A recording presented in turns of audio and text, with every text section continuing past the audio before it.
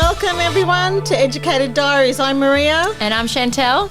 Today's episode 9, Children on the Spectrum, a Mother's Journey. We are fortunate to have a guest speaker, Lisa, who is a mum to a beautiful teenage girl, Scarlett, who has autism. And I'm so fortunate and privileged of working with Scarlett. She's an amazing young girl. And so today we will have Lisa giving us an insight of her journey with her beautiful daughter, Scarlett. Oh, that's amazing. But before we actually start, Maria, can you just give us a little bit of a rundown about ASD? Well, the abbreviation ASD stands for Autism Spectrum Disorder. It's a developmental disability caused by differences in the brain. Mm-hmm. Often they have problems with social communication and interaction and restricted or repetitive behaviours or interest. Okay. But many people with ASD may also have different ways of learning or moving or paying attention. So it's just a generalised view of autism. Okay, and there's different levels as well, I suppose, a bit like all of us, like, children have different ways of learning and competencies. So we've got the high functioning and we've got, low functioning children. High functioning, you would see them more in mainstream schooling. Okay.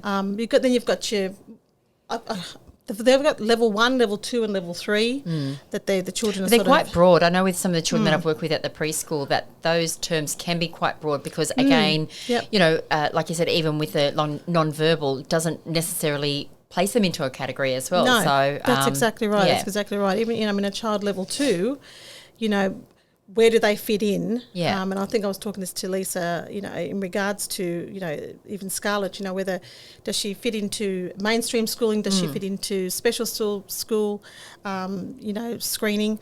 But so again, having the opportunity of working with children with autism, I don't see the child as the diagnosis. I see 100%. The child. Or even a category. That's like really just a broad term. I think more for diagnosis and things like that, for funding, I guess. But at the end of the day, it comes down to the child and their abilities like everybody else. That's exactly right. So we're very excited. We have Lisa. Hi, Lisa. Hi, Lisa. Hello. Thank you for having me. No, welcome. And so tell us about your beautiful girl, Scarlett. Oh, Scarlett's a joy. Scarlett's 14 years old and her diagnosis is ASD level 3, ADHD and intellectual impairment. She loves being active. She spends her time roller skating, rock climbing, dancing, loves music. Typical teenager interests. Oh, that's beautiful. Oh, she's amazing. She's absolutely amazing. So Lisa, what early symptoms did you notice that Scarlett perhaps need to go see a doctor or a paediatrician? So what age was she or symptoms? Look, I noticed something was off really, really early, and then now even looking back, I can take it right back to when she was a baby. So she never cried, which is a form of communication. Right, and never cried, never babbled. There was no babbling at all. I knew by 16 months. Wow. You knew, like, just in yourself that you felt that there was... Absolutely knew. Right. Nobody believed me, but I knew, and that's when I started ringing around trying to put a team together to have her looked at and assessed. But she made no eye contact. She didn't respond when her name was called. She had no speech, and as I said, no babbling, and just played repetitively. She had like a little 5 Tupperware bowls, and she would just stack them and unstack them all day, repetitively, over and over and over again. Yeah, so you've got other children. So did you see that as being, she's doing something different to what perhaps like your boys were doing, or? Well, my boys both have ASD as well. Right. So although they're level 1, so they're really, really high functioning. Yeah. But because I read so much about autism, having 2 other children on the spectrum, I kind of, although she was down the other end of the autism spectrum, I knew what I was looking for. So those signs were there, those early signs that you very much. I've found through, like, for me, like owning childcare centres, that there's generally not 2 types of parents. That sounds terrible, but I've had parents come to me and go, I knew from day dot, I knew, and no one would believe me, and then I've had other parents that I'm the one trying to give those hints to say, oh, maybe you should go and see a pediatrician. How are you going with this? How are you going for that? And they're just like, no, they're just a bit of denial. Yeah, and I get that. You know, it's a part of. I've had a parent say to me, it's almost like a bit of a grieving process that, you know, it's just your track of what you maybe anticipated what parenting was going to be like or what have you, and it's changed. But I would say to them, your child hasn't changed. Your child is still that child that they were yesterday. It just means that, okay, we need to approach things differently and get the help that maybe they need, like early intervention and what have you. So when did she actually get the diagnosis? Didn't she? As I said, I knew at 16 months, and it's devastating because you just think that your child's then going to have all these obstacles to overcome. So at 18 months, we started the process of having the testing done. Okay. So we put together a team of a speech therapist, occupational therapist, doctor, and a psychologist. Right, okay. And we did 3 sessions of 4 hours each session, and they just all watched her and assessed her, and it was blatantly obvious. So we did that from 18 months till when she turned 2, and she got her diagnosis on her 2nd birthday. Oh, happy birthday. Yeah, right. So who gave you, did someone advise you or did you do this all on your own? This was through Queensland Health. Okay, right. Okay, so you had that guidance there of which avenues you were taking. Yeah, look, I rang I rang the early childhood nurse that you go and see when you've got a baby, and I rang her up and I told her all of my concerns, and I said, I think it's autism. And she put me on track for, you know, where to go for the testing and...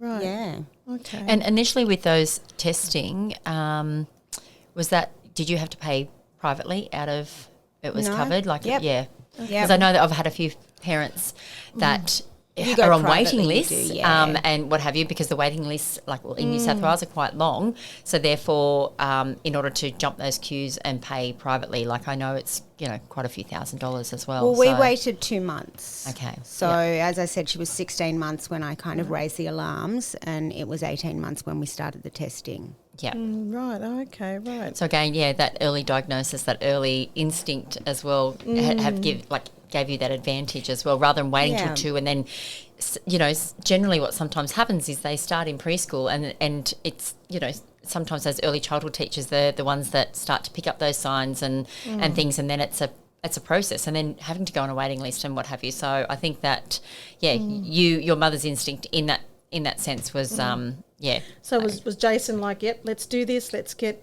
No, I was on my own with it. Oh, okay, right, until she got her diagnosis. Wow. And then everyone was like, okay. Oh, right, okay, But no, I think so many things can be just pushed to the side. Yeah, it's just toddlers. It's just toddler behaviour. Yes. They're just a little bit late. Yeah. Or, Yep. So and so much of it can she's be... your 4th child, did you say? Is she... our eldest is my stepdaughter. Okay. And we got the twins and then Scarlett living at home all the time. So sometimes people go, oh, it's it's because they're the last child to come through that, they're later in things sometimes because they're not left, but it's like, oh well, there's so much other things going on in the family dynamics, and I think there's a lot of different. Not excuses, but things that we can rationalise. Go, oh well, it's only this. It's only because they're a boy. They're a typical boy. At 16 to 18 months, they're still little babies. So did you do differently to what you did with your boys in the sense of the direction that you went with Scarlett? Well, the boys, they didn't have that intellectual impairment that Scarlett has. So the boys, it wasn't picked up until they went to school. Okay, right. And then we started seeing them getting a little bit overwhelmed at school, and there was the sensory issues, and that's more where it sort of hit for them. Right. But no, Scarlett's was I don't think there was any ignoring it. It was really there. Mm-mm. So what do you think was or still is the biggest challenge in a typical day at home with Scarlett? So when she was young, what was the... Oh, look, when she was young, there was lots of challenges. Lots and lots of challenges. I think she didn't really speak until she was 5, and then it was only words. Right. I think when a child doesn't have ways to communicate, that's where you see the behaviours. Yes. So you see lots of frustration. She went through a stage where she banged windows until she accidentally went through one and ended up with 60 stitches in her arms. We just had lots of aggression, lots of frustration. It all came from a place of not being able to communicate what was going on with her and not being able to process her emotions and not being heard. So the more speech she got, the better she got. And we rarely see behaviours now. The only real behaviours we see now is she's really empathetic, so she'll pick up on other people's moods. So if I'm frustrated about something, I can see her starting to get frustrated. Right. Yep. So we just live in a very calm house. We're on acreage, so beautiful. it's very calm. And that works for her.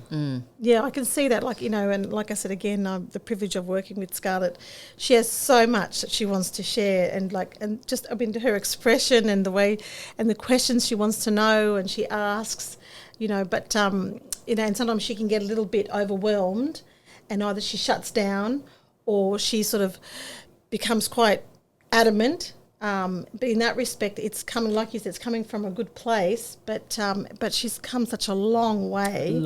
A long way in the sense of self-regulating herself, not to throw tantrums and screaming or banging, like breaking windows. I mean, that's amazing how much she's worked so hard. Oh, those early days, we couldn't go anywhere. We couldn't do anything. Like lots of autism families, you're housebound, and everything she's learned had to be trained. We had to train to stand in a queue. We had to train to be able to go out for dinner.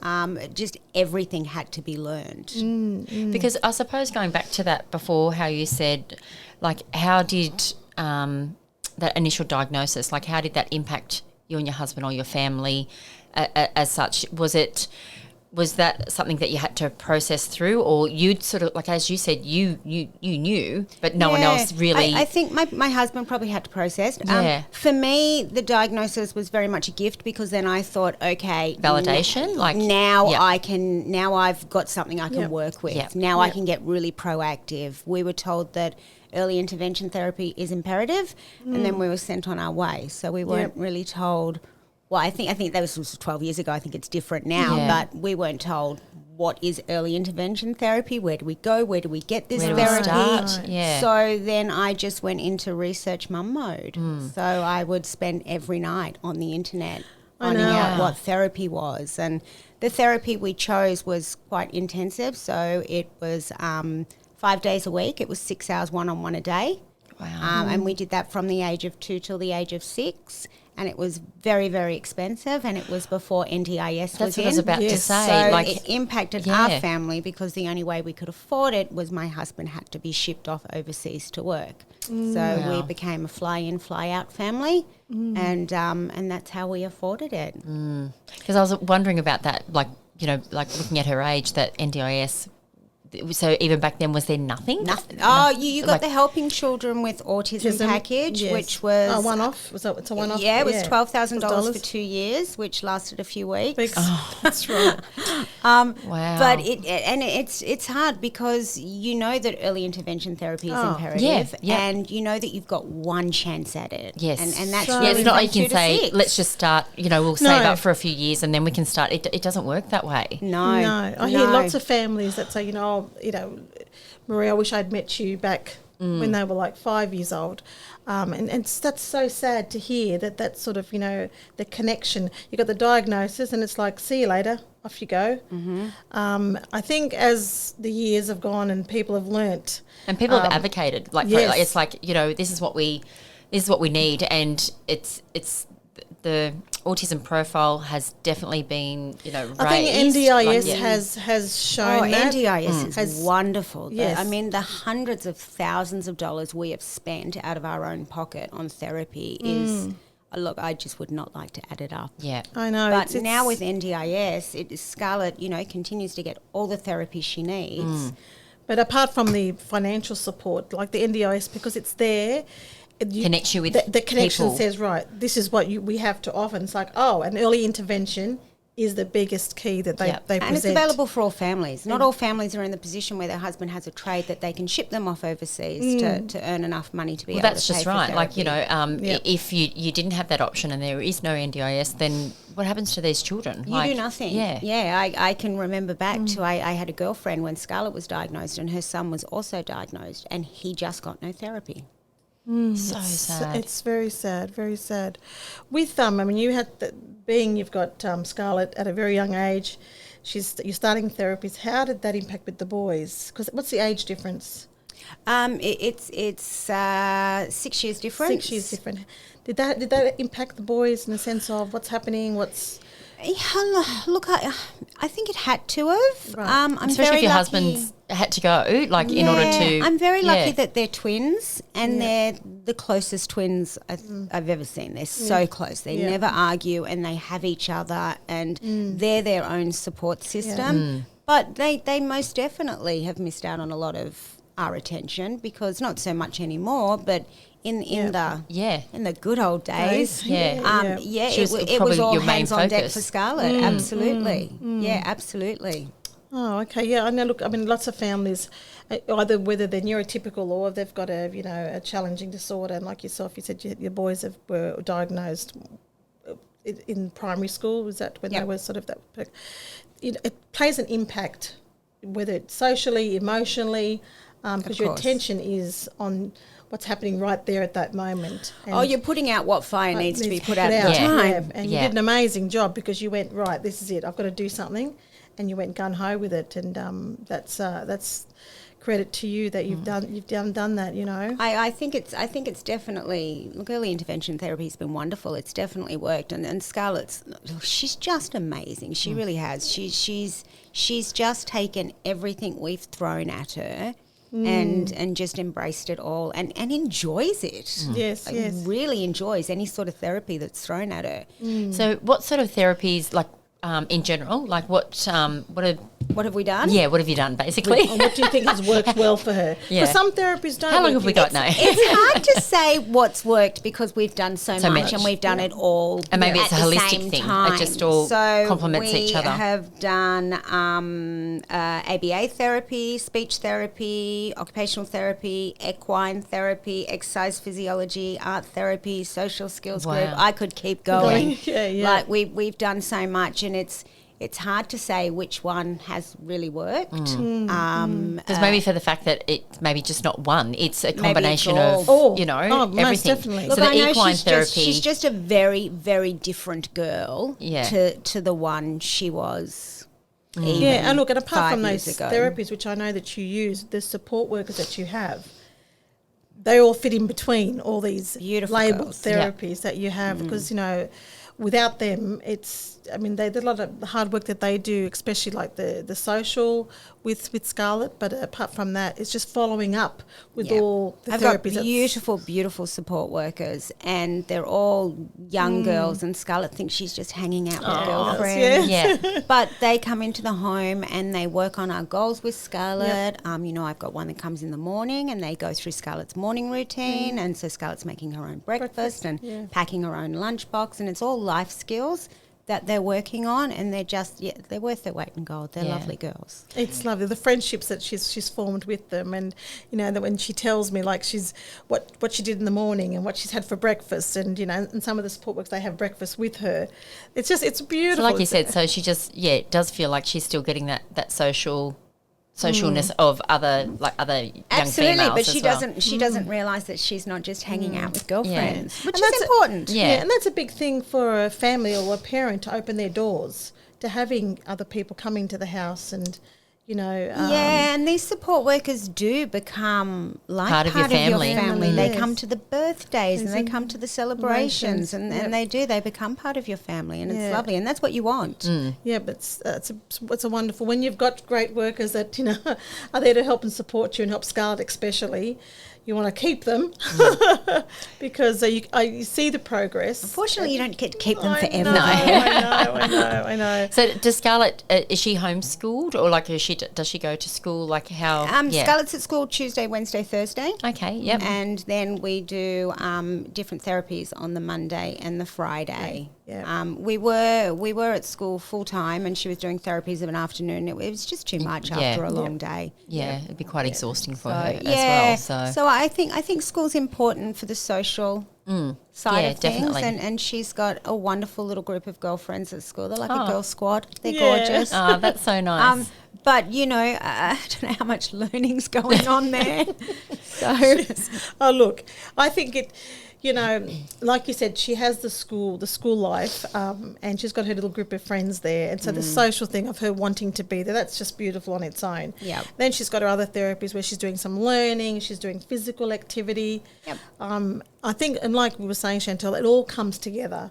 As long as we're all on the same page. Yeah. absolutely. And the interest is there for Scarlett. And now she's in high school as well. School's doing a lot of pathway programs, so it's a lot of what happens after school. So it's lots of working in the school kitchen and, hospitality and what can I do beyond year 12, which is important. Yeah, Oh, definitely. It is very important. Definitely. So as a mum, and we all have worries for our children, what would be the greatest?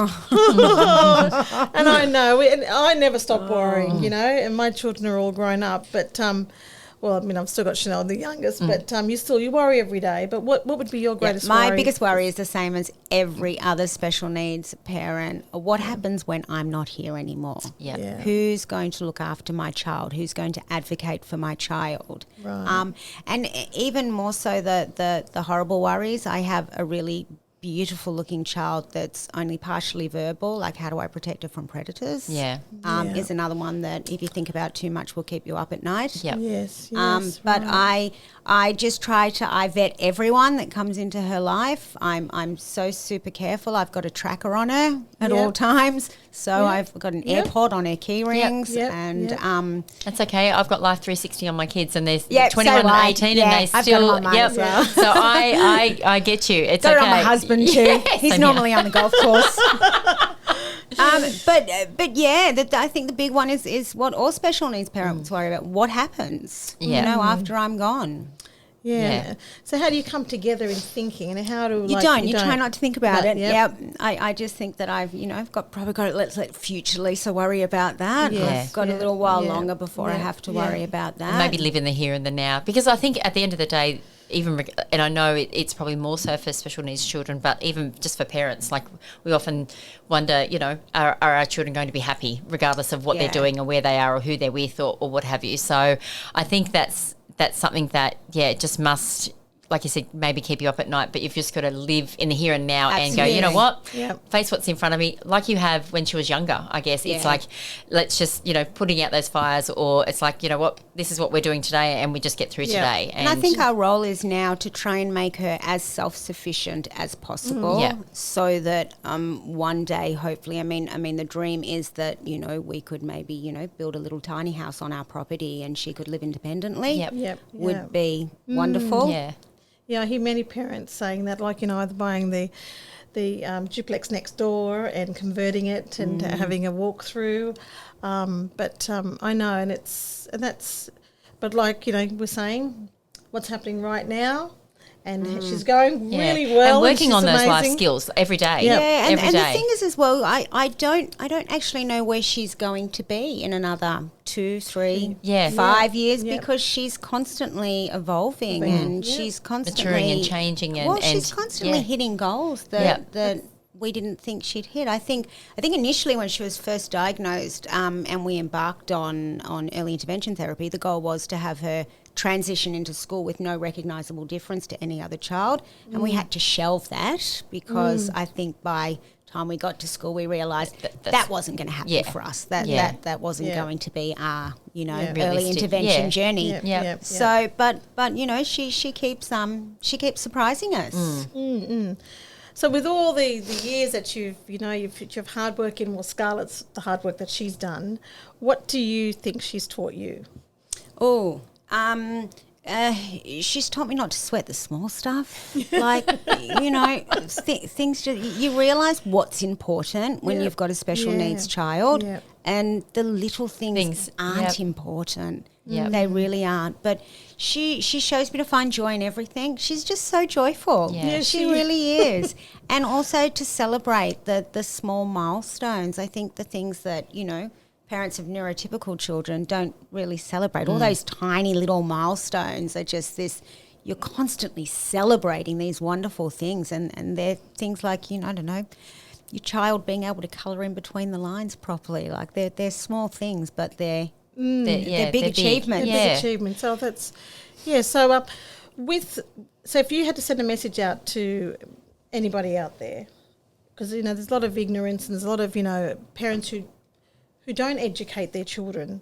About autism or children with disabilities, and it's unfortunate, and that I see this constantly, even when my kids were doing like sports and all different activities, a lot of the children on the spectrum are often excluded from all these activities, which is quite sad, I think there should be more inclusive programs, because I see, when I take the children out on outings, how well mannered and I think, what's happening in this world that we just can't include everybody all together, because these children can share, like you're saying, those little moments that she just says to you, don't sweat those things, Mum, like it's life, just be happy, there are moments. I think other children are just fearful of differences. I think if they realise that our children are... Do you think children or the parents? Do you think the parents? I think both. Both, right. But do you think it's also like the parents are like, oh, don't look, or don't, like the parents then get worried about offending you. They don't know what to do. And what to say. They don't know what to do. And their children are just the same as our children. Yeah. They're all the same. They've all got different challenges. Yep. Most definitely. That's why I have this thing, whatever child that I meet, that I work with, it's the child that I'm working, not the disability. Disability is something that I go, right, okay, let's present this task differently, because there's other challenging, whether we call them disorders or learning behaviours as such. But I think, again, with all children and children with like autism, they're all different. You can't say, okay, Scarlett, you won't replicate Scarlett in another child. She's going to have her own quirks, she's going to have her own personality, she's going to have her own difficulties, her own, celebrations, and the next child that comes in is going to have their own unique things. And I think that goes even like for all children, but I think sometimes other parents of neurotypical children get fearful of, like, I don't want to offend people. I don't want to, like, don't look, don't stare, don't ask, But I think, I'm hoping for me, because maybe being in early childhood, that it's the awareness has definitely grown. And I hope that, like, I know that my children are very aware of, of differences and things like that with all children, whether it be, autism or whatever, that, just that people are more accepting, and just, like you said, they're still children. It doesn't matter. Like, I think they just want to be included. Yeah. They want friends, and they want to be included, and they don't want to be treated any differently, and they shouldn't be treated any differently. Yeah, just like you say, like Scarlett, she's hanging out with her support workers. It's like hanging out with the girls, and that's what teenage girls like to do, and have their nails. Yeah. I've never met such a girly girl. She reminds me of I don't know where she gets it from. She loves to have her hair and her clothes, and she's always checking the labels. Like, that's just, That's what I'm saying. She's got her own unique personality, so why can't she? Like, she still brings, that fun and friendship to a friendship group, regardless of, disabilities and things like that. So, I think, like you said, you've said the key word, the unique personality, being unique. Why not? So, so that's So, what gift do you think of having a child with autism? What gift do you think Scarlett has given you? Because we always look at the negative. Oh, we've got a child with autism. We've got therapists. Are they going to be able to do this? Are they going to do that? What do you think is the? Look, she just brings us so much joy. Yeah. Like, she really does. Yeah. She is just so sweet and innocent and joyful, and just she's just kind, and she's just the most. I could sing her praises all day. She's just the most wonderful child, and she tries so hard. Like, just tries, and so eager to please. I just, reinforcement is enough of a reward for her. Yeah. All you have to say is, you've done a really great job, and the face lights up, and the smile, and she's just so pure. I know. And so the other day when I sent you that photo of her maths that she did with Chanel, my goodness, like, I just said to her, it doesn't matter, Scarlett, let's see what she can do. All good. She sat there, and we've been working for weeks about trying to teach her, getting her brain working differently in problem solving, and Clara and Chanel was doing the same, of her counting backwards, but not just counting, but writing, but each line was started off differently. She sat there and she looked at it, and I was thinking, okay, let's see how this goes. And off she went, just writing. And she looked over at me a couple of times and I just gave the nod to, it's great. And she kept doing it. And when she finishes, she waits until I looked at it and I started ticking. And Chanel says, Mum, come and have a look at this. And that's why I went over to tick them all. And all of a sudden, her face, her hands, she had this smile from ear to ear. Doesn't she? And I said to Chanel, here you go, there's the stickers, and whacking them all down. And she was just on, that afternoon, she was just on top of the world. And from then on, it felt like she could do anything. Yep. Because that confidence just boosted up and it brought tears to my eyes. And just thinking, to see a wow. child as well that struggles so much, to have such pride in what she's achieved is just, it's beautiful. It is. And I can see it lights up in your face too. Oh, look, I could cry just thinking about it. I really could. She's just, she's a joy. But I think that pretty much summarises like what you're saying. She's joy, and it's. Do you know what's really lovely is I think as parents we put so much expectation even on all our children, going, oh, you've got to do this, you've got to be perfect at that, you've got to do this. Whereas from what I'm just sitting here, you've don't worry about all that. Let me just see the beauty of my child. And what they bring to life, and what they bring to everybody. I don't think we look at her disability, and I don't think we look at what she can't do. Yeah. She just is who she is, and we keep watching these achievements, not thinking about where she should be or what level she should be at. She should just be wherever she should be, because she's just who she is. Exactly, and letting her be who she is. That she often shows me. Of how the best way for me to teach her. Yeah. So as an adult, stand back and watch her and say, you know what? This is the way she thrives. Yeah. Just because little Johnny thrives this way, but Scarlett thrives this way if I present it this way. And that's how we all should be, looking at the child. And that's how all children learn. Yeah. I don't think we have ever mourned the fact that she's not neurotypical. No. We just... Because you embraced her. Absolutely. You didn't... and that's what I say to parents when they get their diagnosis. Your child has not changed. Your child has not... Who they were yesterday is still your child who they are today. And yes, this diagnosis just means that we can understand them and help them learn in maybe different ways, which we would do with all children, because not all children learn in the same way anyway, but it just means that we have a better understanding of what's going on, in your child's brain and how we can move forward. But your child is still your same child as what you had yesterday. Yeah. It's still that it hasn't changed them. Oh, well, it's been absolutely lovely talking with you, Lisa, about your beautiful girl. Thank you for having me. I could talk about her all day. Yeah. Well, anyway, I hope we've helped somebody along the way, and like you said, early intervention is the best intervention, if your child does get diagnosed, and, taking that first step like you did. And I'd hate to think where we would be without it. Yeah. But, well, thanks very much again. Thanks for having me. Thank you. And I'm sure Scarlett's going to enjoy listening to this podcast. We love you, Scarlett. Yeah, shout out to Scarlett. All right, then. Thanks a lot, everybody. All right, thanks for listening. Bye. Ciao, ciao.